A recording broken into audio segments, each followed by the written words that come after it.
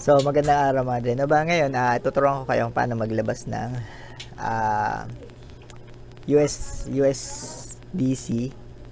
Yan, USDC sa may Immutable X, no.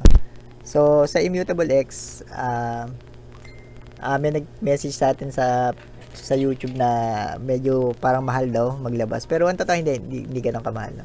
So, layer swap, gawin natin ang layer swap, no. So, bari etong $17 is nakuha ko siya dito sa Somnis Rumble, no? So sa 2 months ko paglalaro, ayan, nakuha ko ito yung mga nakuha ko NFT. Medyo malaki naman, no? Pero hindi lahat ganyan nakukuha, no? Hindi lahat. Yung sa akin kasi mataas lang yung star nung ano. Kung mapapansin mo, ito may depende sa star yung ano, kung magkano yung presyo ng isang ano. Lalo na kung key cards. Ito kasi key cards parehas. So kung nakuha ko na ganito, tapos mataas yung star, wala din kwenta 'yon, mga dre. So, yung key cards yung nakuha ko, marami may kailangan nun. So, mabilis ko siya nabenta. So, hindi ko nga, hindi lahat ganito yung nakukuha. Ako ay sinuwerte lang. So, itong tatlo is nakubra ko na to. At ang kukubrahin ko ngayon yung nabenta ko sa Cafe Memory. No? So, ito yon 17.79 kasi may tax yan na 7%. So, yan, USDC ilalabas natin. So, kailangan natin ng layer swap. Check natin dito sa ito lang, layer swap tayo, immutable, CBK. Tapos i-connect natin yung wallet natin. Ayan, mapapansin nyo, immutable passport. Tapos hanapin yung USDC. Tapos dito naman is, ang ginagamit ko is Polygon. Pwede nyo gamitin yung iba, pero Polygon yung ginagamit ko kasi mura doon, mga dre. So ang address is mismo nitong MetaMask nyan. Ayan. So ito yung address. Baby boy. Si ate. Ay, wag niyo ate niya, ate. Ano kayo na ate niya? Ayan. So, parang 17.79. 7.79. So, 17.79. Lahat na natin, mga dre. Hindi naman kailangan magtira tayo. So, 17.79 is ang ilalabas ko din. Pero taas, no? Ang taas 21. Sa totoo, pag nilabas ko kasi sa base. Sa base kasi mura lang eh. Sa totoo, sa pagka-base ang ginamit nyo. Ito sa kanya, sa base kasi 6.6 lang eh. So 3 piso lang, 0.6 cents. Dito sa Polygon pala, hindi, CBKM pala to. Hindi pala, baka magkamali kayo mga dre, no? Polygon, dalawa yung Polygon dyan, ha? Ito, yung isang Polygon. Kaya pala mahal, no? May ganun palang CBK MB, no? Magkakamali pa ako, mga dre. Yun pala, ito lang, Polygon pala, no? Kaya pala, no? So, ayan, ma-receive mo. Kung mapapansin mo, 17.79 is, nabawasan lang siya ng kakarampot 16. Kasi alam ko talaga mababa, no? So, ayan, tapos ito, kung mapapansin mo, check-in mo yung MetaMask nyo, kung tama talaga, 52FA. Itong dulo niya is 52FA, so yan yun. So, USDC, meron yan sa Polygon, no? Swap na natin. Yun lang, layer swap, mga dre, no? So, magkano lang din yun. Sesend mo sa wallet, yan. Tapos, marami lalabas dyan, mga dre, no? So, okay mo lang na okay.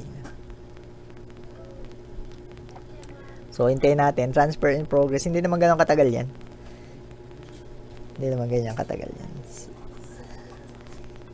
So, $17 is, magkano ba ngayon?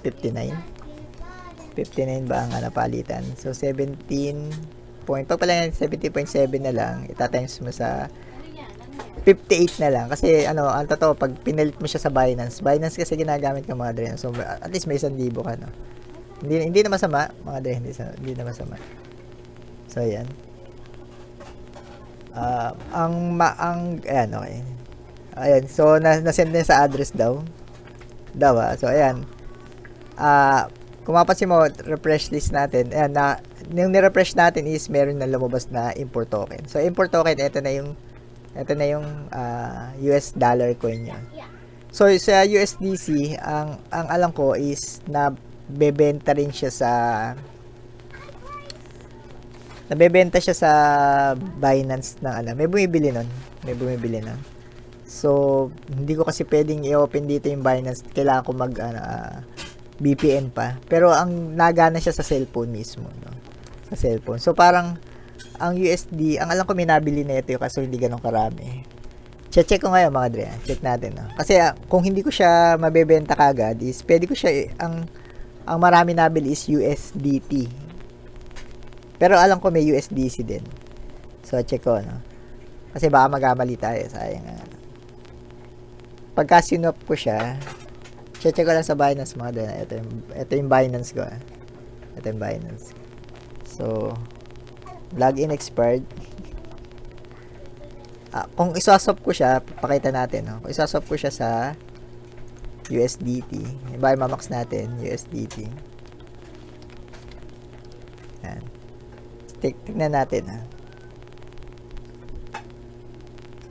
So, mababawasan siya ng 16 centavos. So, 8 pesos. 8 pesos lang naman. Tama ba? 0.15, 60, 8 pesos, mga ano yan, mga 9 pesos, mga 9. Pero titignan ko sa Binance na. Alam ko may USDC dito sa P2P. Pero yan, kung sakali na ganyan, pwede na yan. USDT. Tumas na pala ngayon. Meron niya, USDC. So, kung sa USDC, magsesell ka, 18.61. Sa USDT, 58.61 pala, 58.7, may nabili 58.74. So, konti lang naman diferensya.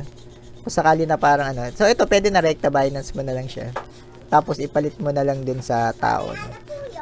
So, parang depende rin kasi sa dami, no? Sa dami. Kung pwede ko din naman siya iswap. So, kasi may kukunin pa ako sa Gods Unchained. Ano siya, ETH naman. Mangyayari is pagka nag-trade ba ako ng ETH is pero ito na yung mga dre, no? Hindi ko na tsaka na lang mamaya gagawa rin ako sa Gods Unchained. So kung meron akong kung isesend ko siya sa Binance ko is isesend ko lang ganyan lang. Tapos kailangan may poly ka. Tapos send mo na yung USDT. Yan. Kung imamax ko siya ganyan lang. Ganyan lang. Ano to alert na to? So, ito alert. Pwede kasi, yan yung gas fee. Pwede mong taasan, pwede mong babaan. So, ganun lang. Tapos, confirm mo na kung isesend mo na. Kaya ako, pag-iisipan ko muna kung USDT o USDC yun. Pero, yun lang mismo yun, mga day. Napakadali. So, yan. Tapos, trade mo na sa tao. Ganun lang. Ganun lang kabilis. Ganun lang. So, hanggang sa, yung susunod na tutorial ko naman sa Gods Unchained. So, good luck, have fun mga day at namaste.